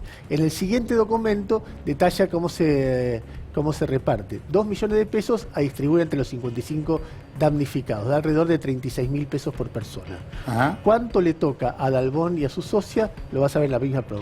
500.000 pesos en el concepto de honorario, 500.000 pesos en el concepto de honorario para el segundo, y por uno es civil y otro es penal, y 500.000 pesos en el concepto 1,5 millones. O sea, para 55 heridos, 36.000 para cada uno. Para 2 abogados, 1,5 millones de pesos. Cuando vos hablas con, muy parecido a lo que Darín decía ahí. Sí, claro. Cuando vos hablas con abogados y te dicen, bueno, ¿cómo es habitualmente? ¿Qué es lo que se reparte? Y te dicen, mira, por usos y conductas morales, lo que sea, es un 20%. Es un 20% del total. Ahora, el Colegio de Abogados tiene especificado que como mucho puede ser un 30%, acá prácticamente llega al 40%, pero además acá hay una situación que es el por mayor, que es que no es que vos estás... Claro. En las distintas actas que tenemos de arreglos individuales, aparece mitad y mitad. Y lo curioso, una de las curiosidades, digamos, hay 2 formas de proceder de los abogados en estos casos. Hay abogados que no cobran ellos, o ellos cobran su parte y la otra parte la cobra el damnificado, y van juntos, y todo. Y hay otros abogados que el cheque va a través de ellos, con lo cual ellos después deciden qué reparten. Este es uno de los casos del segundo caso, por lo menos en los preacuerdos que yo vi, si es que se realizaron de esa manera. Entonces todo esto forma parte de lo que se descubre en medio de la tragedia de Sí, el tema es el contexto en el que pasa claro, esto, ¿no? a eso iba. Vos imaginate... O sea, un lugar lleno de muertos. Un lugar lleno de muertos. Y te voy a mostrar cómo Dalbón procede en un lugar lleno de muertos, que es lo que es una de las cosas más impresionantes. Dalbón, cuando asume la defensa de un montón de heridos, no son... primero, un detalle que falta. Dalbón va ganando tanto en Flores como en Once, como después en Aedo. Él es el que más damnificados reúne. ¿Por qué? Porque tiene una estructura muy aceitada de ir y... me decían familiares de Once que cuando esa noche iban a las morgues, los tarjeteadores metían tarjetas en los bolsillos. Es decir, hay esa historia de Darín buscando cómo Medrán en medio de la tragedia humana más espantosa, más estremecedora, era una cosa muy habitual. Cuando él aparece como referente de una serie de víctimas, que no son los muertos, insisto, él empieza una tarea de decir, quiero que citen a Devido, quiero que citen a Cristina, y así como ahora tuitea contra vos, en ese momento tuiteaba contra Cristina. Fíjate la evolución. Le escribe a Cristina, posiblemente un día de esto le toque pelear desde la unidad penitenciaria de Ezeiza. Él le escribe a Cristina. Sabrá usted que 11 no es la fragata. Luego... Ojalá le cobren 80, Cristina. Porque aparte es plata que vuelve al pueblo, si es plata de Cristina. Bueno, no es el pueblo tampoco. Le pregunta a Cristina, le dice a Cristina, si la Argentina tuviera una justicia, sería Julio, Devido y usted deberían ser investigados por la tragedia de Once. Y así montones de mails. Después de varios meses de decir esto en privado, en público, por tuit, y de provocarlos y provocarlos, un día va a la Casa Rosada. A la vuelta de la Casa Rosada cambia y empieza a decir cosas como las que vas a escuchar ahora. Escuchá él hablando sobre qué cree que pasó en Once. Escuchá. A ver. No hay responsabilidades tan amplias o tan concretas respecto de los funcionarios y respecto de los empresarios. En realidad el tren funcionaba. Ahora se armó toda una bola que fue acompañada por María Luján Rey, por quien les hace los discursos y por toda gente que entró en esa variante para tratar de que la tragedia de Once sea la bomba atómica que termine con el gobierno kirchnerista. ¿Cómo voy a ir por Jaime si hace 4 años ha habido de la función? O porque alguien escribió un libro voy a decir que este tipo es un corrupto, como todo el tiempo están diciendo. Estoy seguro que seguramente debe ser un corrupto. Pero ¿saben qué pasa? En el derecho tenemos que probar la corrupción. Que vengan a juicio, los invito los lunes y los martes, para que escuchen, para que vean que la responsabilidad fue del motorman Marcos Córdoba. Es decir, que ya sea por acción o por omisión, hubo una negligencia clarísima en Marcos Antonio Córdoba, que de no haber estado él y haber estado otra persona se hubiera evitado. Esto da por tierra con lo que dicen o con las marchas que hacen o con lo que quieren imputarle al Estado, al gobierno, echa por tierra absolutamente todo. Increíble, ¿no? A ver, dos o tres cosas. Sí. Primero, él era un querellante, era un tipo que tenía que, en función de que representaba víctimas, denunciar y querellar a quien sea, al motorman, a funcionarios. Sí, claro. Acá está actuando como un defensor. Sí, claro. Ponete en el lugar del tipo que tiene que ser defendido o representado por él. Está como... Sí, Segundo, es un tipo que fue echado por el Tribunal Oral de Juicio de Once por todas las cosas que hacía, muy groseras muchas de ellas, para empiojar el juicio. Siempre estamos hablando de 52 muertos. Es la tragedia que más, una de las más importantes de la historia argentina, que más afectó al gobierno cuya principal espada era Cristina Fernández de Kirchner, y a la vuelta del camino de todas estas volteretas, de todos estos preacuerdos, de toda la historia, Cristina termina contratándolo. Visto del lado de un familiar, es como mínimo un acto de cinismo. ¿Sabes lo que yo pensaba? Porque yo pensaba, ¿por qué lo hace? Y tal vez sea muy normal contratar a alguien así para que esté acostumbrado a los juicios para desalojar personas en la década de los 80, que fue como empezó a formarse la fortuna. Hay como una coincidencia en términos morales entre un proceder y el otro. En cualquier caso, ahí están juntos Dalbón y Cristina. Bien, Montenegro, empezó el blanqueo. Empieza a partir de esta semana, Jorge, el blanqueo, y hay un gran interés del gobierno de Macri, como anteriormente de otros gobiernos, de tratar de captar la enorme cantidad de dólares que tienen los argentinos o en el exterior, o en el colchón, o en la caja de seguridad, fuera del circuito económico. Para que te Vos tenés una tabla con eso, veámosla porque es increíble. Miren la guita que había, dólares argentinos en el exterior. En la época de la Rúa... En la época de Menem, cuando Menem empieza, había casi 50.000 millones de dólares fuera del sistema. Cuando ahí están cambiados, ¿no? Menem y de la Rúa. Cuando termina Menem, en el 99 ya había 90.000 millones de dólares fuera del sistema. Cuando empieza Néstor Kirchner en el 2003, había más de 100.000 millones de dólares fuera del sistema, y cuando se va Kirchner, o cuando se va Cristina, en realidad en el 2015, hay 235.000 millones de dólares fuera del sistema. Dólares de los argentinos en el exterior, en las cajas de seguridad, en el colchón. Para que te des una idea, son 8 veces la reserva del Banco Central. Es decir, el Banco Central tiene dólares y los argentinos tienen 8 veces más dólares que el Banco fuera Central acá. Exactamente del sistema. Argentina es, después de Rusia, el segundo país en el mundo al cual más dólares la Reserva Federal, el Banco Central norteamericano, le exportó en la última década. El segundo país en el mundo. Y es el primer país per cápita que tiene más dólares físicos circulando por su economía. Además de esos 235.000 millones de dólares que hay fuera del sistema, una parte grande no es que están en las Islas Seychelles o en Suiza o en Uruguay. Están acá en las cajas de seguridad. Hay una estimación de que hay 40.000 millones de dólares en las cajas de seguridad. Es decir, más que la reserva del Banco Central, en las cajas de seguridad tienen amarrocados los argentinos. Hay 600.000 cajas de seguridad declaradas, se sabe eso. Se duplicaron en la última década, ante el riesgo de la inflación, el temor. Se duplicaron, los bancos hicieron... Igual eso se supone que es guita negra, sí. Bueno, gran parte de lo que hay en las cajas de seguridad, la mayoría, casi la totalidad, es guita negra. 40.000 millones de dólares. Y hay un atractivo impresionante que lo han tenido desde Alfonsín, que hizo un blanqueo en el 87. Uno se olvida Cavallo, de eso. ¿Cómo le fue a los blanqueos anteriores? Mirá, Alfonsín... hubo 4 blanqueos desde el regreso de la democracia. Alfonsín en el 87, que a valores de hoy recaudó 3.000 millones de dólares. En el 92, Cavallo con Menem, que hace otro blanqueo y recauda 5.000 millones de dólares a valores de hoy. Cristina hace 2 blanqueos, uno en el 2008, que recauda 4.700 millones de dólares, y el de 2013, el último, que fue un fracaso mayor que todos los anteriores, en el cual se blanquean solo 2.300 millones de dólares. En todos estos blanqueos apenas se blanquea un 2% de lo que los argentinos tienen en el exterior. Es decir, si hay más de 200.000 millones de dólares, siempre se blanquea una mínima parte, ¿Y un cuánto 2%. cuánto espera el gobierno ahora? Bueno, el gobierno está esperando entre 20.000 y 50.000 millones de dólares. Es decir, si fracasaron todos los blanqueos anteriores, Macri espera que este sea un éxito y que se blanquee entre 20.000 y 50.000 millones de dólares. Estamos hablando de entre el 10 y el 20% de lo que los argentinos tienen en el exterior. Bueno, hay un interrogante. ¿Por qué si los anteriores fracasaron, este va a tener éxito? Este va a tener éxito. El punto más fuerte, Jorge, es que se han firmado ya desde hace algunos años una serie de acuerdos en la Organización de Países Más Desarrollados, la llamada OCDE, que significa un intercambio automático de información a partir del año que viene entre las AFIP del mundo. El año que viene, por ejemplo, hay una gran cantidad de paraísos fiscales, las Islas Seychelles, que vos conocés bien, va a tener un intercambio de información automático con la AFIP Argentina, por ejemplo. Y la AFIP Argentina va a poder saber qué es lo que hay declarado de argentinos en Seychelles o en Luxemburgo, que son habituales paraísos fiscales. Ahora, para esos informes tiene que pedir algo específico.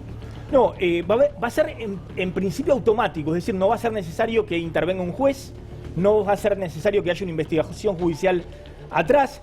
En el 2018, y ese es el temor para muchos argentinos, entran en los acuerdos Uruguay, donde hay una gran cantidad, no solamente de depósitos, sino de propiedades no declaradas ante el fisco argentino.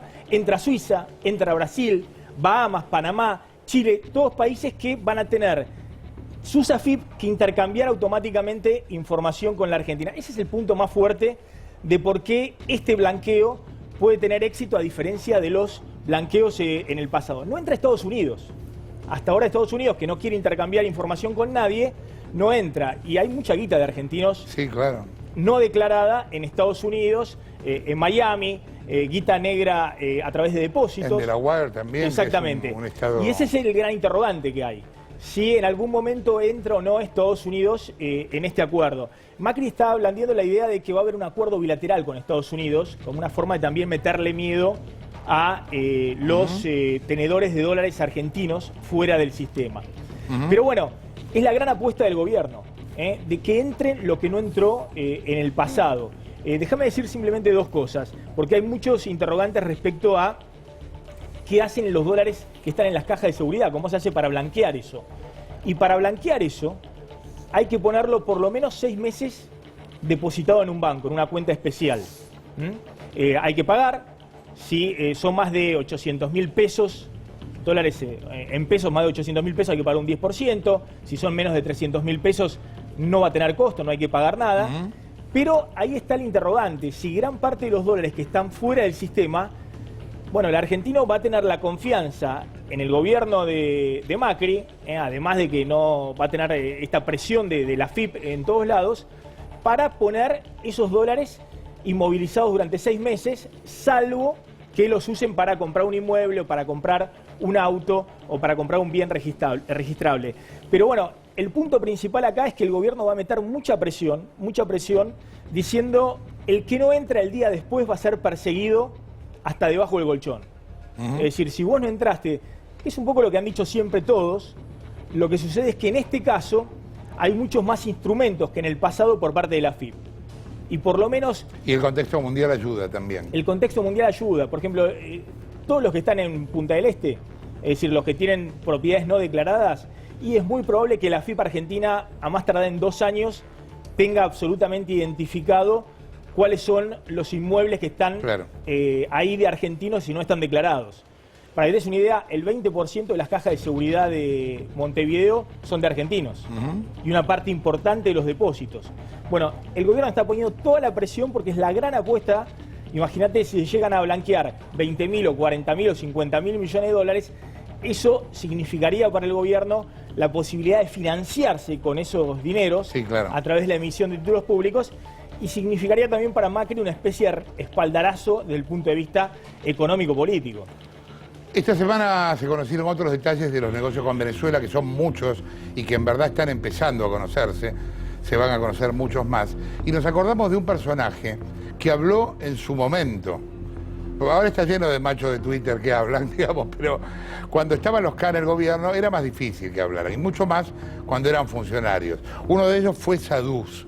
¿Quién fue Saduz, Romina? Eduardo Saduz fue embajador argentino en Venezuela. Yo me quedaba pensando esto que vos preguntabas el otro día, ¿por qué no denunciaban en su momento los tipos que por ahí tenían el poder para hacerlo y lo empiezan a denunciar ahora? Y mucho tiene que ver con el mecanismo de disciplinar que tenían los Kirchner, ¿no? A quienes se le animaban, por lo menos en distintas áreas. En este caso en Cancillería, un área muy particular. Saduz estaba en Venezuela, se le ocurrió la brillante idea de avisar que faltaban 90 palos del fideicomiso, 90 millones de dólares, lo mandó por escrito a quien en ese momento era el agregado comercial Álvarez Tufillo, lo manda por escrito y dice, señores, acá no sé qué pasa, pero faltan 90 millones de dólares. Terminó de mandar el cable a Cancillería, abrió Página 12 y se enteró por Página 12 que ya no era más embajador en Venezuela. En ese momento, bueno, lo trajeron a Buenos Aires, estuvo 1 año sin funciones en su casa y después sí lo llamaron a Cancillería para que reportase y fuese a trabajar todos los días. Pero ¿cómo y dónde? Bueno, de esta manera lo cuenta Eduardo Saduz. Mirá el lugar porque es increíble donde lo mandaron, dale.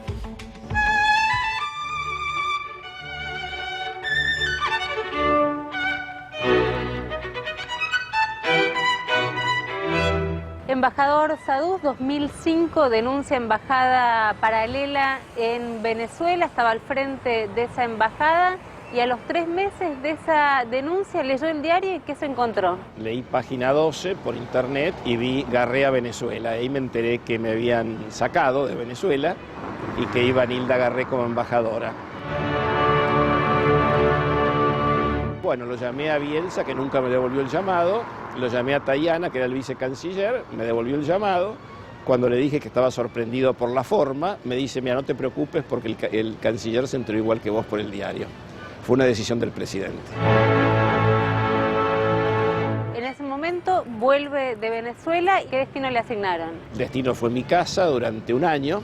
1 año sin tareas. Sin funciones. Y al cabo de 1 año, el embajador García, que era el director del programa de apoyo al comercio exterior, me ofreció trabajar allí hasta que me jubilé en el 2012. ¿A dónde exactamente? Fui allá a la segunda claraboya, es decir, aquella de la derecha, la segunda, aquella era mi oficina. Fue un mensaje mafioso de un gobierno mafioso respecto a no háganlo de Saduz, pues les va a pasar lo mismo, ¿no? Es decir, creo que no hay ninguna duda sobre eso. De hecho, mucha gente tenía miedo de saludarme, muchos se cruzaban de vereda cuando me veían. ¿Dónde quedaba su oficina? Bueno, en el tercer piso del Palacio San Martín, en la parte que fue la parte de servicio cuando esto era el Palacio Anchorena. De servicio literalmente, digamos. De servicio, del personal de servicio.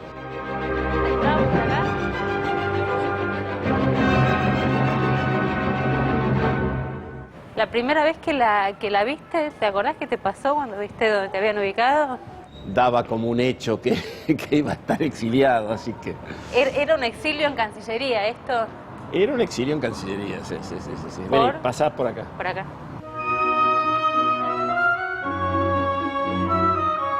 El lugar es muy lindo, obviamente, estamos hablando del Palacio San Martín. Bueno, esta es la planta, digamos, importante del palacio, donde están las salas de recepción, Salón Dorado, el antiguo despacho del canciller. Sí. ¿Y acá en esta planta linda era tu despacho? No. ¿Acá había despacho? Acá había despachos, que no habían hecho denuncias. Ya empieza a cambiar, ¿no? Un poco la... Empieza un poco. Empieza a cambiar el panorama, sí. Y ahora tenemos que subir por esta escalera.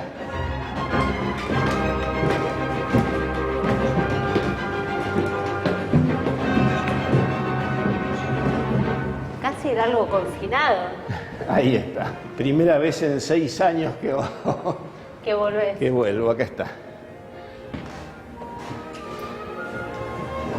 Y acá te trajeron después de un año en tu casa. Después de un año en casa, sí. Pero el escritorio sigue siendo el mismo. Sí. Y si alguien te venía a ver, ¿cómo llegaba acá? ¿Acompañado? Bueno, se perdí y preguntaba. Acá estaba la oficina de los muchachos de la Cámpora. Por acá. Estas dos. Que son las que dan a San Martín. Así que tenía un vecindario muy amistoso. Aquí me senté durante 6 años, así que es una experiencia rara volver a sentarse acá. Ahora hizo algo de sol, pero dentro de un rato ya entramos en la penumbra, ¿no? Una vez que el sol sale, el resto del día es muy oscuro. ¿Quién crees que estuvo detrás de la decisión? ¿De sacarme? Sí. Y yo creo que fue debido, evidentemente. Fue el Ministerio de Planificación Federal. ¿Volvería a denunciar después de ver en retrospectiva todo lo que le pasó? Sí, creo que uno cuando actúa de una manera es porque tiene una forma de ser y ciertos principios, ¿no? Es decir, creo que lo que hice lo hice correctamente. No nos olvidemos que era un grupo mafioso, ¿no? Es decir, un grupo que uno cuando ve a señores que eran secretarios de Estado tirando valijas con millones de dólares, cuando abren cajas de la hija del expresidente y aparecen millones de dólares, realmente hay situaciones que son muy poco claras y que demuestran en manos de quienes estábamos.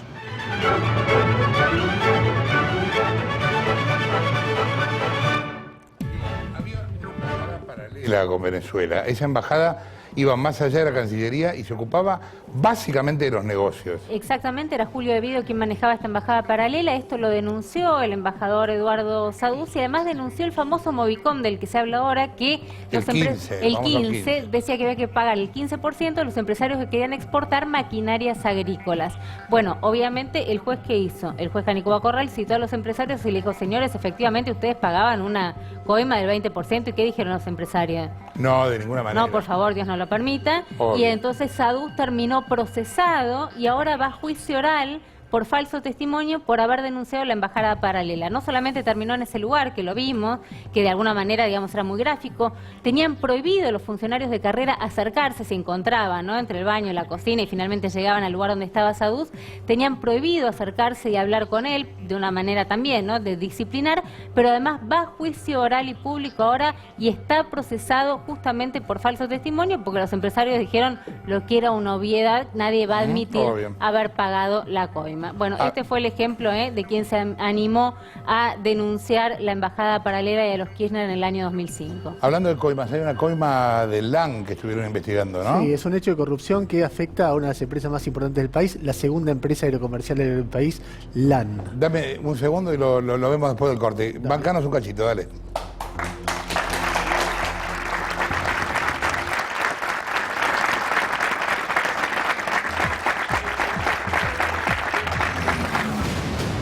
This is Jason Bourne. He has to be put down. It ends tonight.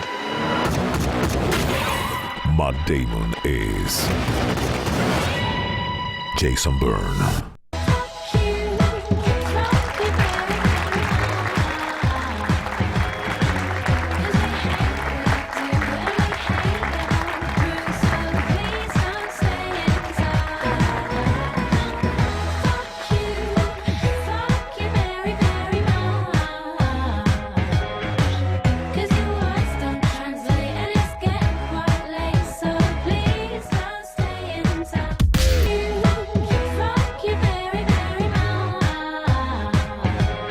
No le temamos al pomodoro, no le temamos al pesto. Que sea el lavarropas quien se encargue del resto, porque la cocina es nuestra. Vení a Garbarino y llévate un lavarropas automático Candy en 12 cuotas sin interés de 871 pesos con 58. En Garbarino, pensamos en vos. Hay un tema increíble con la doble moral de las empresas en el mundo, porque en el tercer mundo todas las empresas coimean, pero en Estados Unidos, cuando cotizan en bolsa, no pueden joder. Entonces terminan declarando coimas en el tercer mundo, pero las declaran en el primero. Lo mismo pasó en su momento con Skanska y ahora pasó con LAN. ¿Cómo es la historia? Sí, esta semana la empresa LAN, que ahora se llama LATAM, porque compró se unió con TAM. Exactamente, aceptó pagar una multa de 21 millones de dólares, 21 millones de dólares en Estados Unidos, luego de confesar haber pagado una coima de 1.150.000 en la Argentina. Unos meses antes, uno de sus máximos ejecutivos, Ignacio Cueto, aceptó pagar él personalmente, por haber participado en todo el proceso de la coima, 75.000 dólares. Es decir, los dos aceptaron haber participado en una coima en la Argentina. El ejecutivo y la empresa en sí. El ejecutivo y la empresa sí. ¿Cuál fue la historia muy brevemente?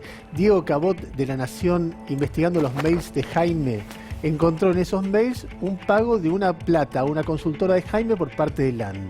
Se puso a averiguar qué era lo que pasaba y dijo, acá hay un pago, según la interpretación que da Cabot en su momento, era para que Kirchner le aprobara un decreto que le aprobó, habilitando a LAN a funcionar en la Argentina, pese a que no contaba con el 51% de capital nacional, derogando la norma que impedía.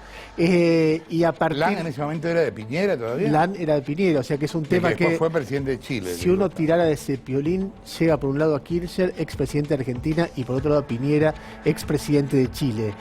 Ahora la empresa dice que no fue para eso, dice que le pagó plata a la consultora para que derive a los sindicatos esa guita, de tal manera que los sindicatos bajen el nivel de conflictividad gremial. Para, porque eso es peor todavía. Claro, eso es lo que cuenta la empresa. La empresa dice que esa guita la usó para coimear a los sindicatos. Para que no defiendan a los trabajadores. Hay un lío en la interna sindical aeroportuaria que de por sí es muy compleja por esto, que es enorme. Ahora, yo tengo algunos testimonios que dicen que en realidad fue para el decreto, que ahora lo venden como una cuestión para los sindicatos, para no quedar con la cuestión de regulación. Ahora, pocas veces se vio, por lo menos yo he visto, que una empresa de tal alto nivel haya confesado pagar una coima en la Argentina. Es que no les queda otra, porque si los tipos mienten, la SEC les quita la posibilidad de cotizar en... Ahora, detrás de un Jaime siempre hay un empresario atildado, obvio, prolijo, sí, claro, que pone la coima. Hablando de sindicatos, hay una noticia que se va a dar mañana que tiene Maxi, que es muy impresionante. ¿Qué es lo que va a pasar? Macri abre la billetera con los sindicatos, va a anunciar mañana un acuerdo con las obras sociales, pero lo que hay en el fondo es un principio de acuerdo para pagar una deuda multimillonaria que tiene el Estado con los sindicalistas, alrededor de 29.000 millones de pesos, que es lo que le debe el Estado, la deuda que dejó Cristina con las obras sociales, y Macri... Esa es la deuda por la cual reclaman los sindicatos. Exactamente, y lo hace justo en este momento donde está a punto de unificarse las 3 CGT y donde se está en el peor momento económico y empieza a haber ebullición en las bases de los gremios sindicales. Bien, nos fuimos. Chau.